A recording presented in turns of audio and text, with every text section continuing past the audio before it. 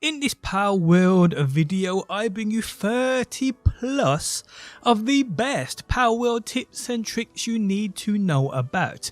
This one is a hefty one, so sit back, relax and enjoy. Hopefully guys, you learn something new. How's it going guys? My name is DPJ and if you do enjoy the video, leaving a like really helps me out. And if you like what you see and want to see more, be sure to subscribe. Okay, so since the Fabric update for Palworld, I've put together a few tips and tricks videos for various different things. But I wanted to do an all-in-one place where new players and even advanced players can come to and hopefully learn something about the game you didn't previously know. I apologise if you've caught one of my older videos and some of the information I am relaying to you is something you've heard before. Okay, so let's start with nice and simple. Do you ever have an issue pulling out a pal and it just flying or running away? I get this a ton with my jet dragon. I pull him out, he goes crazy and flies away from me. But a trick here guys you can actually do is, if you hold down the mount button before pulling out said pal, it will allow you to instantly mount said pal. Just a much easier option guys when you're in a rush to get out of somewhere or if you're in a rush to get somewhere. Okay, so this next one isn't really a tip, but it is cool. If you dodge after shooting a plasma cannon, for some reason you do a backflip. I might be lost on this one, but I'm sure this only happens with this weapon. I haven't seen it myself with any other weapon, but if it does, let me know down below. Okay, so did you guys know that you can place signs on the new storage boxes? This is great for labelling and having a nice neat base where you know where things go and can be found. Now plenty more base tips later on in the video. Everything by the way is timestamped down below if you want to skip to a certain thing. Okay, so for people using the new electric egg incubators, there's a set all button within the incubator which automatically collects eggs from your inventory. This definitely saves you time trying to place them in one by one, and it's something I see so many people not making use of. Okay, so the sphere homing module not only tracks towards pals, but if you throw a second sphere, if a pal is currently being captured, that sphere will fly and wait to see if that pal escapes. If it does escape, that one that's flying and waiting will auto capture that pal again. A great nifty little trick. Okay, so the monitoring station is a great place to obviously turn off certain pal work traits, which you don't want them doing around your base. But a better feature is actually you being able to set pals to certain tasks in doing this, including breeding. So yes guys, use that monitoring stand to set certain pals to individual tasks. Okay, so the philanthropist passive on pals massively speeds up breeding. This is great if you need pals to condense or even butcher. So the Pal Labour Research Lab is a new feature with Fabric, and when you place one of these down in your base, it basically sets tasks for working pals to complete, which in turn gives you additional benefits. And there are loads of amazing things here guys you want to be doing. Now this Pal Labour Research Lab works for multiple bases. What I mean here is, if you have multiple bases, and you have this research lab down in them all, you can set tasks from one base and have pals from your other bases do the individual tasks. They can also work together to get the research done even quicker. You could go one step further here guys and have a research lab base where you have tons of these things down in said base, have tons of pals in said base, set the research and it will be done in no time at all. So the PAL expedition site is another great new feature which allows you to send pals off to go on expeditions, and it will bring you back some decent loot depending on the expedition you choose to send them out on. Now travelling around the map and defeating tower bosses on that hard mode will unlock more expeditions, meaning more loot and so forth. Also, the higher the firepower of your pals you send out on these expeditions, the better the completion rate and quicker the time in doing them. Firepower is obviously scaled by level, stars, etc, etc. You can also, by the way, have more than one of these expedition sites. You're just limited to one per base. So if you have multiple bases, put one down in each and send pals out on different expos at the same time. You can also place half of these expedition sites outside of your base barrier, base perimeter, if you hate how big they are, so do keep that in mind. So the guild chest is a great new Fabric feature which allows you to share items across bases, as long as the guild chest is in each. But it also is amazing for something else too, and that is storing food. Yes, food stored within the guild chest doesn't have a spoil time. This means if you have a base dedicated to ranches or to creating food, having your powers transport said items to the chest means it will never spoil. Now the Fabric introduced pouches which are part of the ancient tech blueprints. Now although you can't use the same one over and over, you can actually wear one of each to give you maximum inventory slots, so keep that in mind.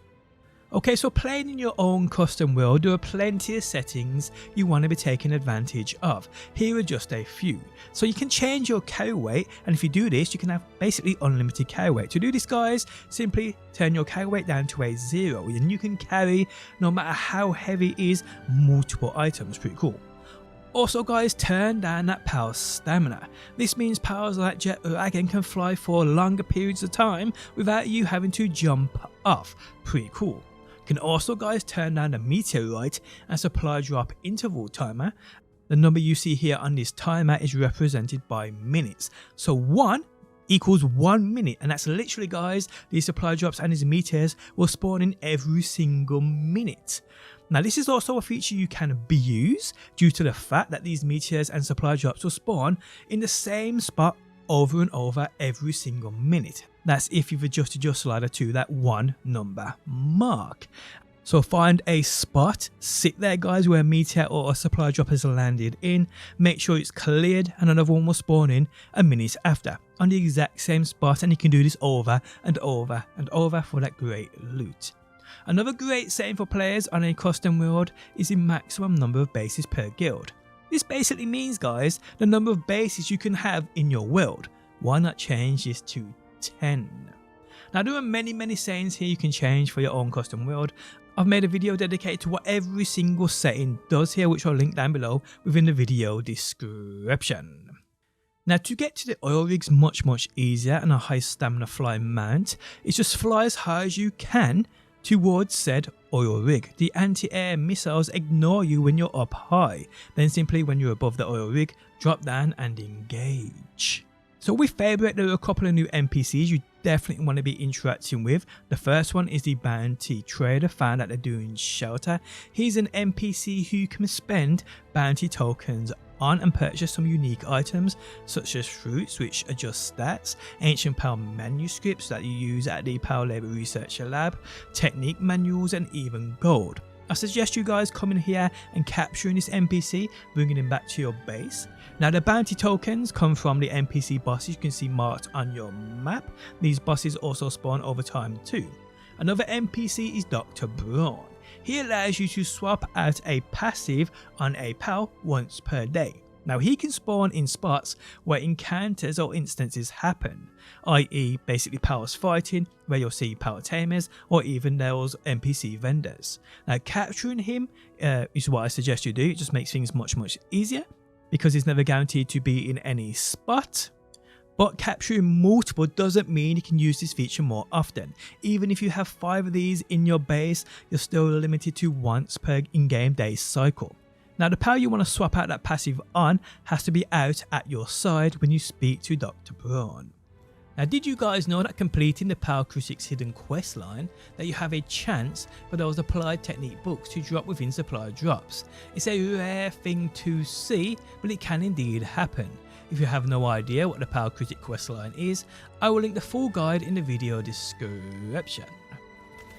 Now after the latest patch, they buffed chances for the new Fabric legendary schematics to drop from those oil rig chests. But as great as this sounds guys, the rates are still piss poor.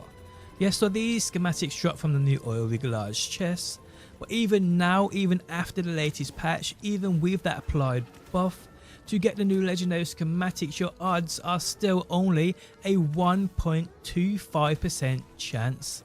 As for everything else great, including the 1 in 1000 chance of you getting the applied technique books from these large oil rig chests, you can see your drop chances on screen now. Now the best Hexolite base location, or even best Hexolite spot on the game, is found right here on the new island. Right here guys, you'll find 3 of these Hexolite nodes right next to each other with an NPC vendor in the middle of them. build a base here guys, farm these over and over for infinite Hexolite. Now the best Chromite spots I found are located inside of caves. Now since the latest patch people, you can't actually build inside of these caves anymore. Specifically this one found right here. Now if you come to this point guys and go inside of this cave, if you use your metal detector, or even better if you have Smokie, which we'll talk about later, he's a great power because his partner skill will allow you to uncover any Chromite nodes within said area, and also if he's out at your side guys, you get increased Chromite drops when you basically mine these things. But yeah, this spot right here guys is a spot where there's 4 of these Chromite nodes within a small area, and you can come here, farm them over and over and over.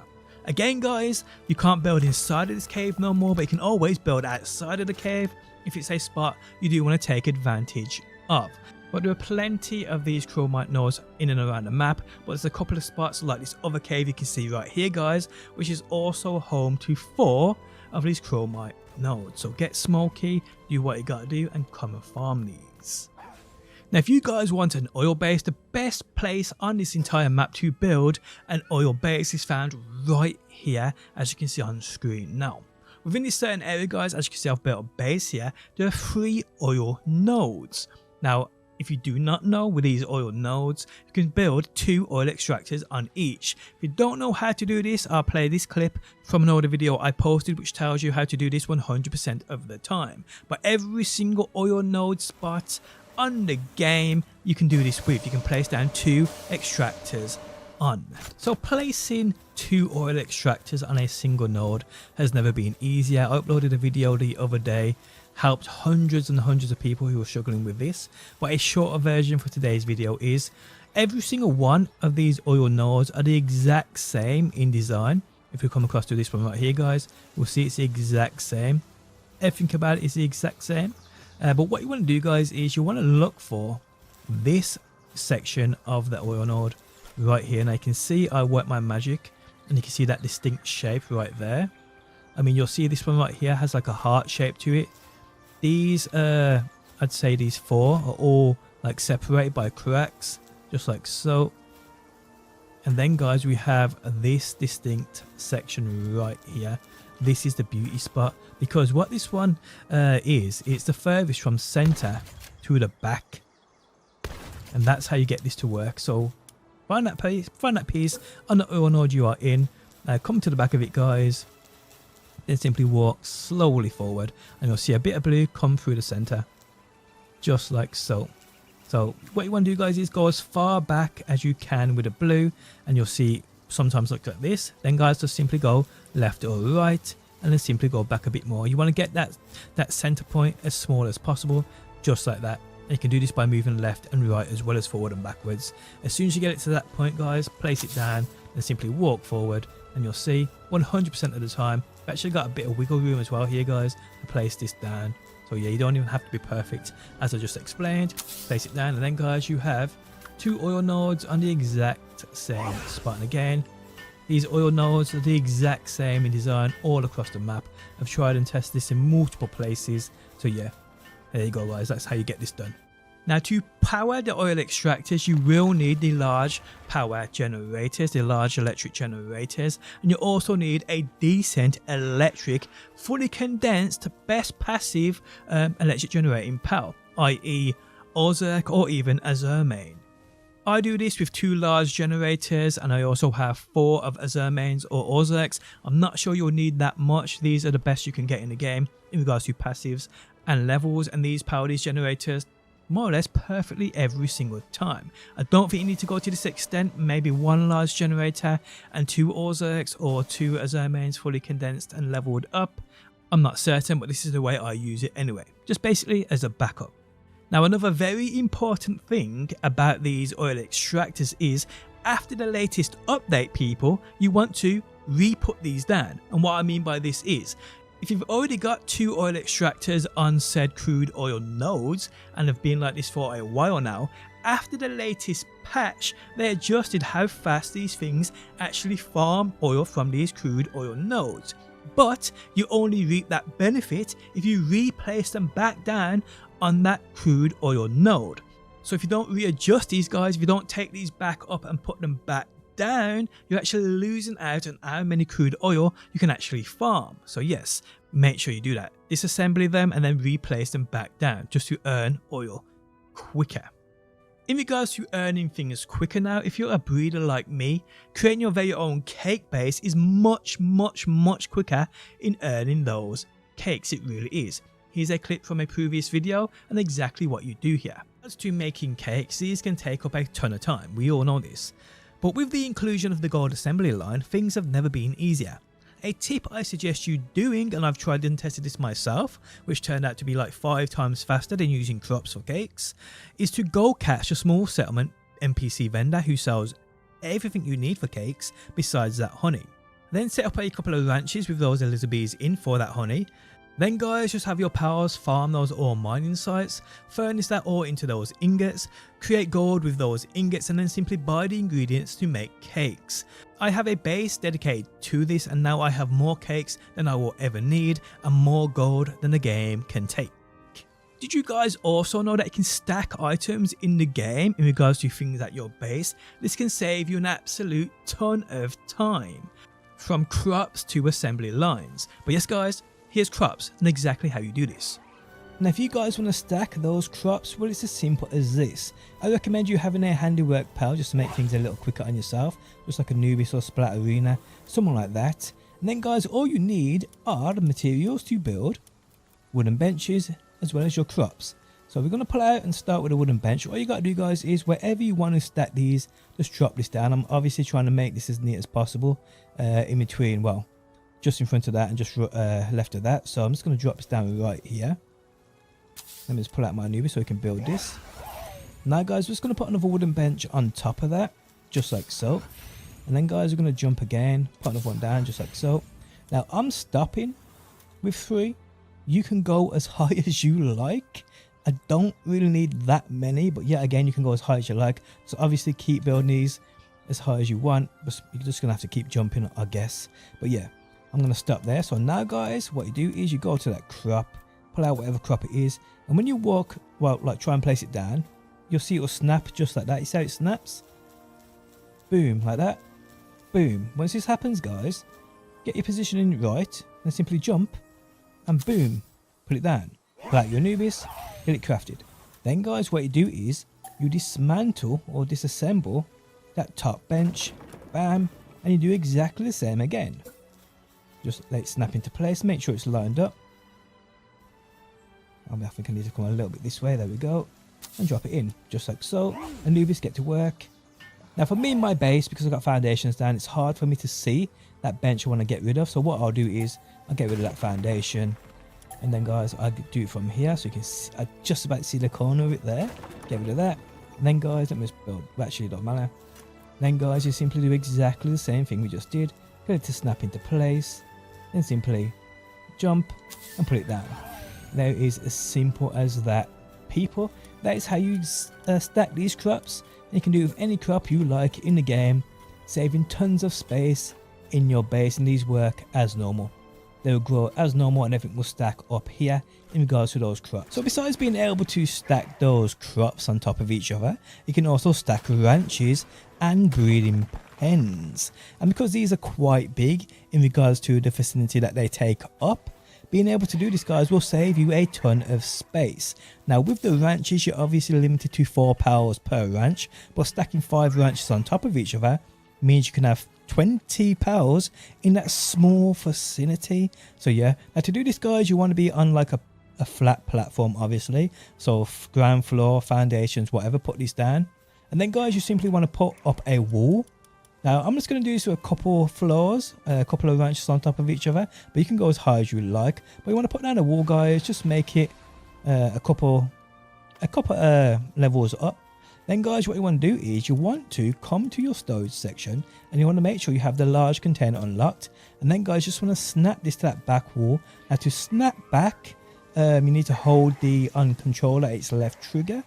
On PC I'm not too sure what that is, so snap that into place guys. And what you want to do guys is you want to line up 5 next to each other. So let me just get my Anubis out to build this. But you want 5 next to each other, so 1 in the middle, 2 either side. So let them build that. There we go. Get out of the way. As soon as they do, you can drop that one down. Then you want to do another one this side. And obviously another one there. And then another one on this side. Just like so. And you want 5 more in front. So you want 5 at the back, 5 in front. Just grab that. Make sure your Anubis actually build though. Now guys, once I've done that, you want to put down 5 more. So 1, 2, 3, 4 and 5. So basically guys, what this does is just one set of containers will allow you to put 2 ranches on top of each other. Another set of containers on top of these, you want to go put another 10 down, will be another ranch on that. So it'll be 3 on top of each other. Another floor will be 4 on top of each other. You go as high as you want. Again, I'm just going to go a couple up. So I'm just going to get these built and show you how this is done. So with the bottom floor done, now guys, you're going to do another layer. So again, snap back and make sure there's like, again, 5 at the back, 5 at the front, and you are good to go.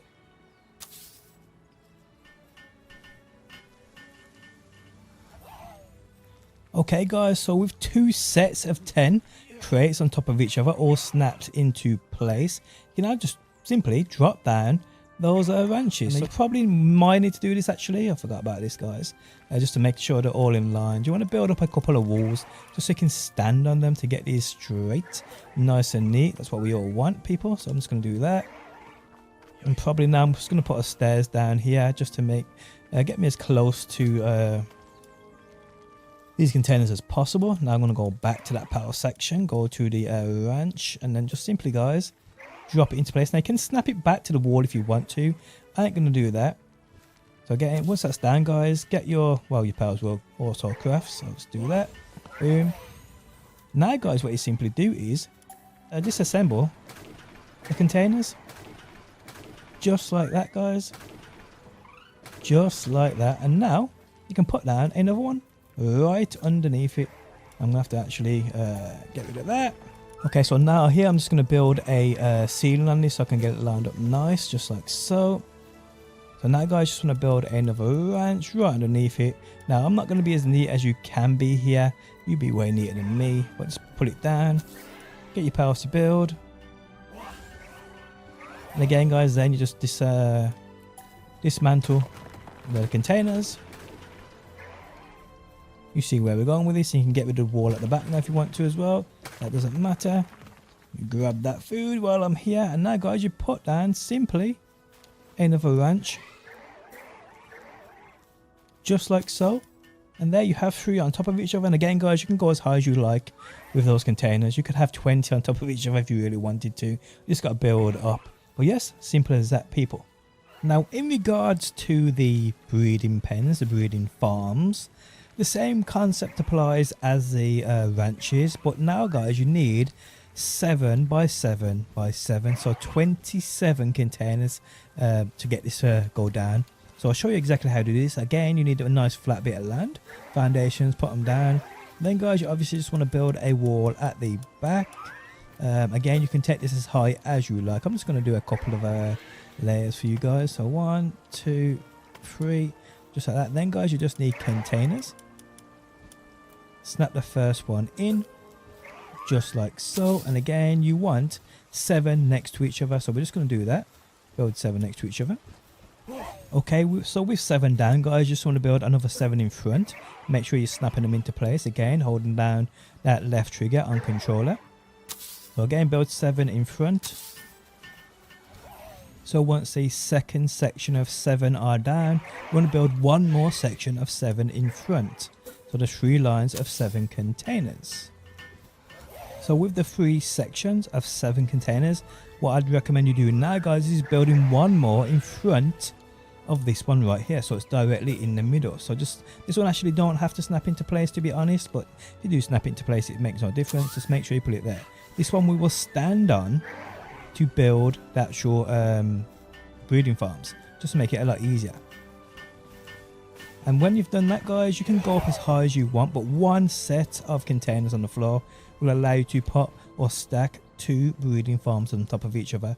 You put down another section of 22 containers here, you'll be able to stack 3 breeding farms. We'll go one more up just to show you, but yeah, so I'll quickly cut the video, get this done, and be back in a quick second.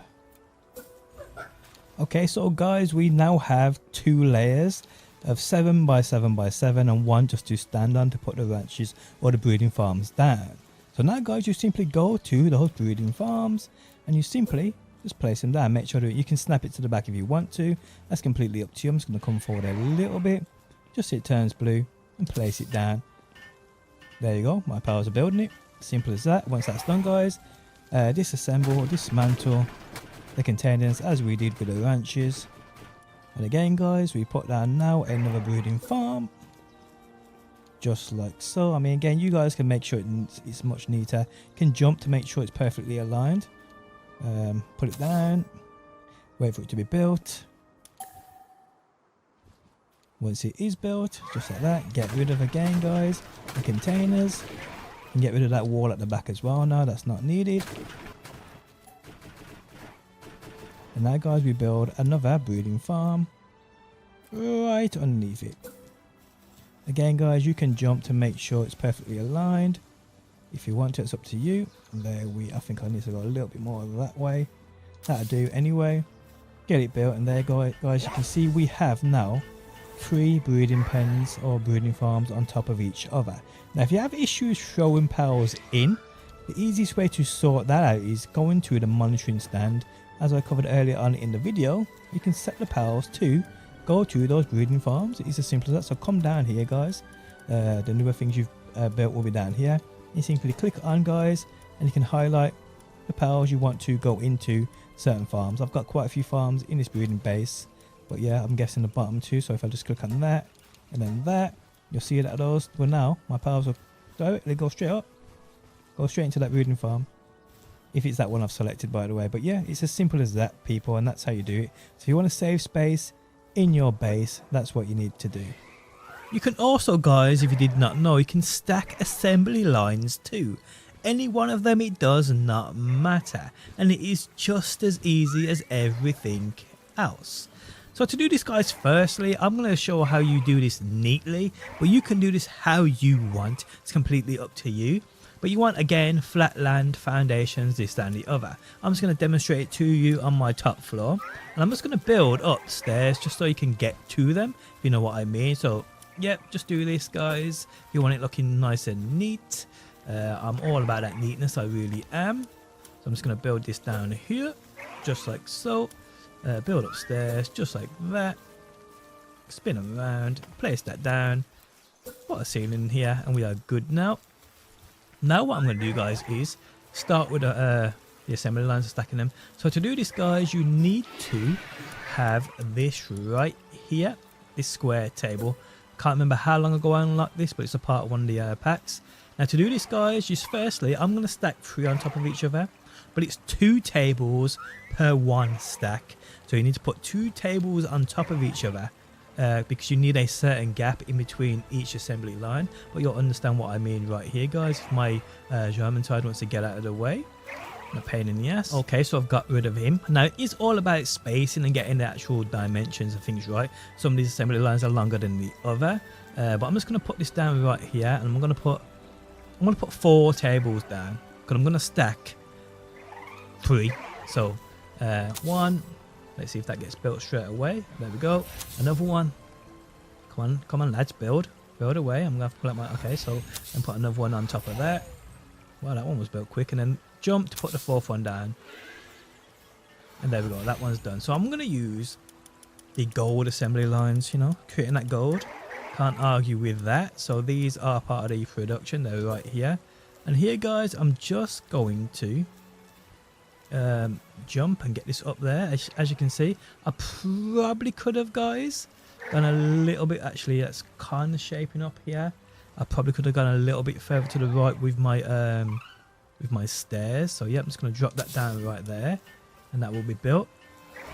Now guys, what I'm going to do is I'm actually going to build a couple more tables in front of this, and you'll see what I mean. I don't want them directly on top of each other, so I'm just going to put, say, you there. See if you get built straight away. And I'm just going to put that one there. So that's the 2nd layer. if it's going to get built. There we go. So I'm just going to go back to that gold assembly line. Just like this. Again, guys, you can take way more time than what I'm doing here. So I'm just going to make sure it's lined up. This might be a little bit of a squeeze, but you can see it will fit in. Just making sure it's directly in line with it. So I think I need to come out a bit more. There we go. So I'm just going to drop you down there, just like that. And now, guys, I can just build another one directly in front of it, just like that on the floor. And there we go. That probably ain't perfect, but there we can have it, guys. And once that's built, you can then just simply get rid of these tables. Make sure I get rid of the tables, not the assembly lines. And there we have it, guys. I mean, you can hide both corners as well, so because it does kind of look a mess from behind, and I'm not a bad mess. That's why I haven't been using these in my base. But then, guys, with the stairs next to it, you can just simply trigger what you want to trigger. Do the same with that one, almost. I could have, like I said, I could have gotten a bit more to the right with these, but again, they're so easy to actually set up. You shouldn't really have a problem with them. But yeah, there we have it, guys. That is how you stack assembly lines. And again, guys, keep in mind, some things are way longer than others, so you will have to obviously consider the space of these. So yeah. Now, because we're on the subject of bases and tips and tricks for your base, here are the very best base powers you can get along with the passives I recommend you having. Now, obviously there are certain powers which are best in regards to your base and those work suitability traits. I have already made a video on how to breed each and every one of these with the best passives on, which I'll link in the video description if you do want to check it out. But to keep things short for today's video, the passives here you want in regards to work speed are Work Slave, Artisan, Serious and Remarkable Craftsmanship. But people do like to include others here too, Nocturnal or Vampiric, which means your powers will work throughout the night. This is obviously pointless though on those dark powers. Others like the Heart of the Immovable King, which makes sand drop lower, but there are powers which can help with this too, which I recommend you using in place of a passive, which will make working base powers even more efficient. So the best working powers are, for kindling, we have Germantide Ignis, for planting it's Lylene, for handiwork it's either Anubis or Splatterina, for lumbering it's Celestia, medicine production is Bellinor, transporting is Noclem or Wumpo Bolton, watering is Phalaris Aqua or Germantide, generating electricity is Orzurk or Azurmane, gathering is Frostallion Noct, mining is Astigan Blazemot or Noclem, and cooling is Frostallion or Bastigar. Now, a power I'm seeing barely anyone use here, and in my opinion it's the best in regards to transporting, is my mug. This little fella is so fast across your base, it is unreal. It's just getting the right passives on him which might take you a while. Other powers which seriously help out at your base are Lulu, I believe it's pronounced Lulu, I'm not sure. Prunelia, these two speed up crops and the amount you get from each crop. We then, guys, have Shroomer and Shroomer Noct. These guys, while in your base, will reduce the sand levels of those working powers, which I much prefer over the passive of the Heart of the Immovable King. But hey, that's just me. They also had a few changes here in regards to powers with the latest patch. Kilmari now, they added the work suitability of watering. What this means is, guys, this will be a built-in nocturnal watering power. They can level this dude up. You can use those applied technique books if you're lucky enough to find these and get yourself a great little nocturnal watering power. Or, guys, in my opinion, you can always get a Phalaris Aqua or a Germantide and just breed nocturnal into them, which in my opinion is a much quicker and faster route. But hey, it's your game, you play it how you want. Now, Smokie is a power we talked about earlier. He's great in finding that Chromite, his partner skill. Basically, guys, reveals that Chromite if it's to be found within said area. Now, if you fully condense this dude down, you get even more Chromite, more than double. What this means is, guys, you'll need 116 other Smokies to condense into him, which will take a lot of breeding, etc, etc, but it's definitely worth it in my opinion. We then, guys, have Yakumo, a very, very unique power. Here's a clip from a previous video of me explaining exactly how this power works and what he offers. This power has a unique partner skill that means if this dude's out at your side when you catch a certain power, there's a chance that the Pal you catch will have the passives on it that your particular Yakumo has who is out at your side, meaning your Yakumo can pass on its passives to Pals you're currently out in the open world catching. This means that when it comes to catching Pals that you want with certain passives on, it's an easier option, isn't it? Well, it is, but it ain't at the same time. Yakumo here needs to be fully maxed out in regards to being a 4-star Pal before you have a 30% chance of passing down just one of his passives.